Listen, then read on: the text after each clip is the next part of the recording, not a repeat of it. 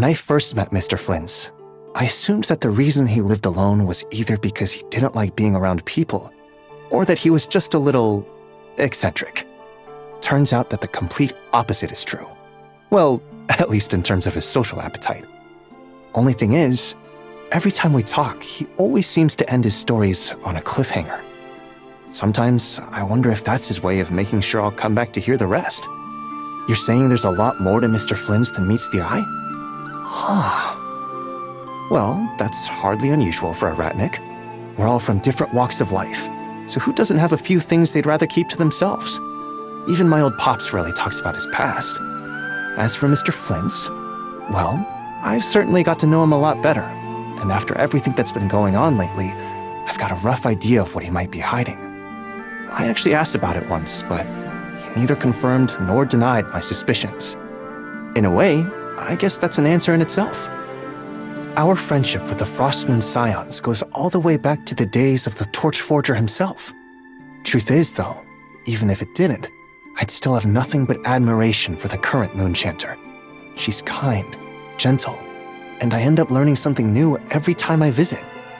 In times like these, her job can't be any easier than ours. Yet somehow, she always manages to stay so serene. I bet that she's been shouldering a lot more than she lets on. I fought side by side with Mr. VARKA against the Wild Hunt, and I can tell you this, his fighting skills are up there with the best of them.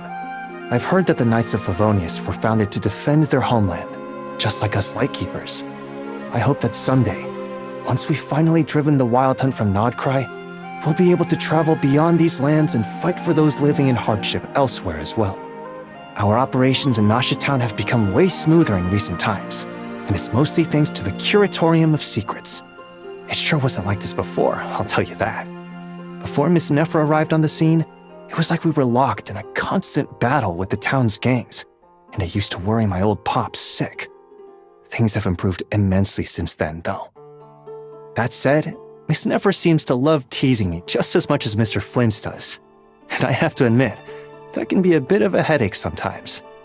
Whenever the Lightkeepers need help fixing complex machinery, we tend to ask for Miss Aino's assistance. She really seems determined to teach us how to do it ourselves, though. Ever since she caught me trying to repair something on my own, she's been constantly insisting that I attend her classes. How exactly was I trying to fix it, you ask? Well, if you must know, it was a trick I learned from my old pops. As he likes to put it, if something's not working, just whack it a few times. To my shock, that set her off something fierce. Even in a place as diverse as Nodcry, Fae ladies like Miss LINNEA are few and far between. I originally figured she'd be the quiet, graceful type, but it turns out that was way off. For instance, the first time she saw Aiden, she got so excited that she practically pounced on him. It spooked him so bad that now, the second he hears her voice, he bolts for my lamp.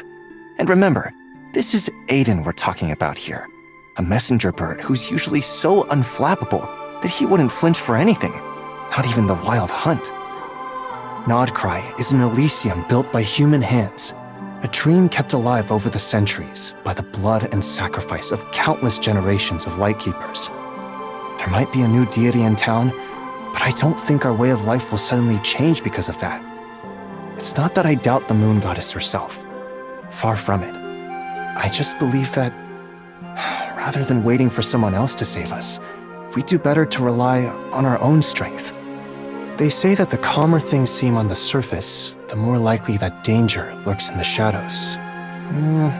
Not sure if that's always true, but it never hurts to stay alert. You cold? Gotta be careful you don't catch a chill. Come on, I'll fix you a bowl of hot soup. Just doing what you're good at won't cut it, you know. Sometimes the only way to grow stronger is to step out of your comfort zone. Hey there, I'm ILLUGA, leader of the Lightkeepers Investigation Squad. Lost your way, huh? Don't worry, that happens a lot.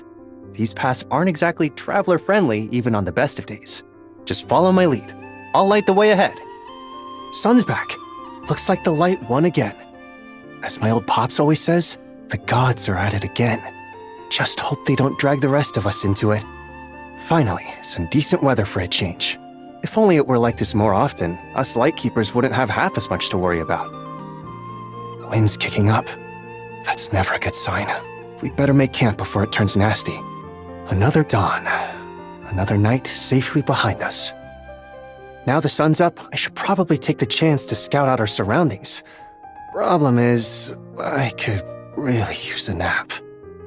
You never know what might be lurking in the shadows of night. If you really have to travel, make sure to stay sharp. It's getting late.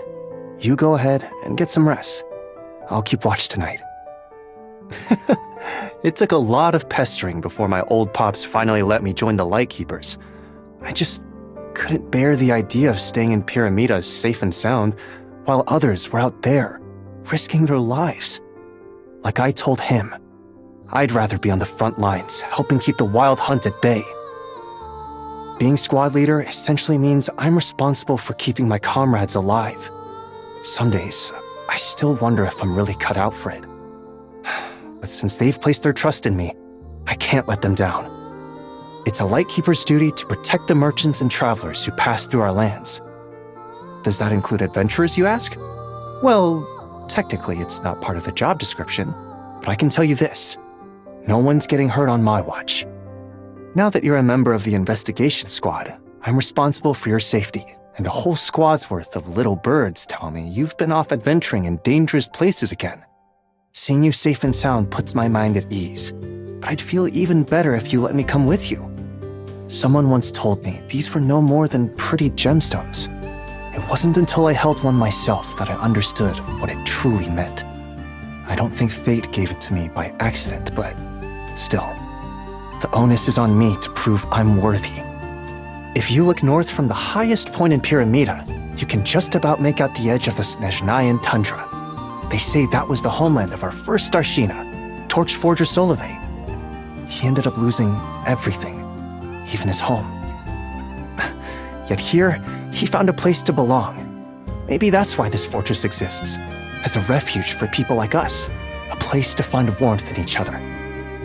Around Pyramida, you'll run into all sorts of strange creatures brimming with kuvaki. Mandragoras, sloth sheep, you name it.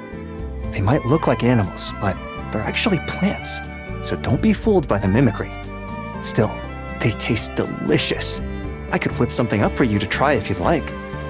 How do I know how they taste? Let's just say, when you're out in the middle of nowhere on night patrol, a little improvisation goes a long way. You want to know about my past? Let me think. Nope, I don't think there's anything in there that would put a smile on your face. You sure you want to hear it? Meet Aiden, my messenger bird. The trusty little guy who comes with me whenever I head out on night patrol. Honestly, I couldn't ask for a better companion. Not only does he alert me to danger, he even lights the way ahead. Huh? You mean, despite all that traveling, even you've never seen a bird that glows like this before?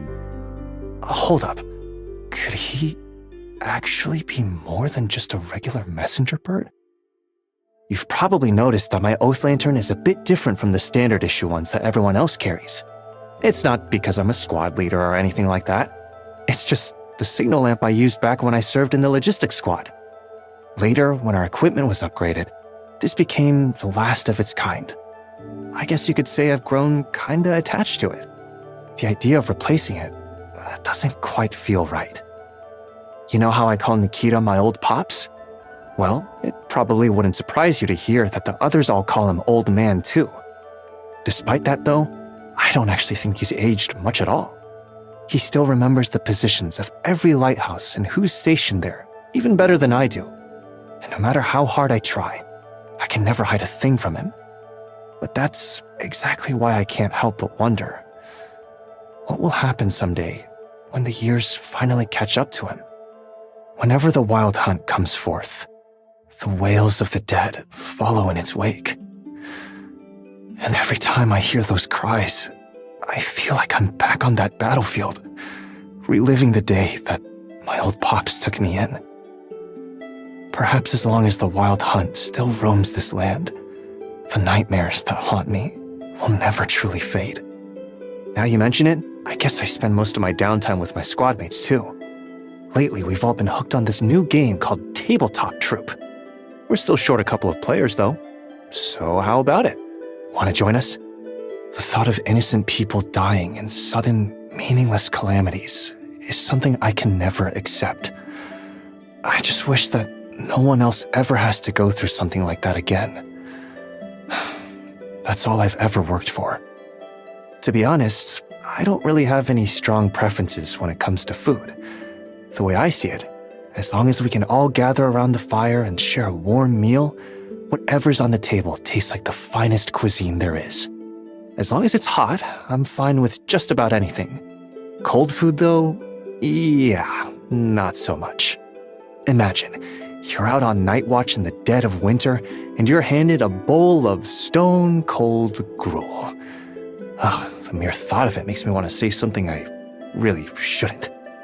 Wow, now that's what I call flavor. Seriously, what's the secret ingredient? I want to learn how to make this myself. Not bad. Wait till my comrades get a taste of this. Hey, I can teach you a few other dishes if you'd like. Happy birthday, squad mate. Forget about commissions and adventures. Days like this are reserved for close friends, full bellies, and catching up on sleep.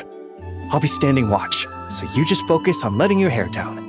And on the off chance we get gate crashers, I'll scare him off with my trusty lamp. Huh, if only I'd known about this sooner.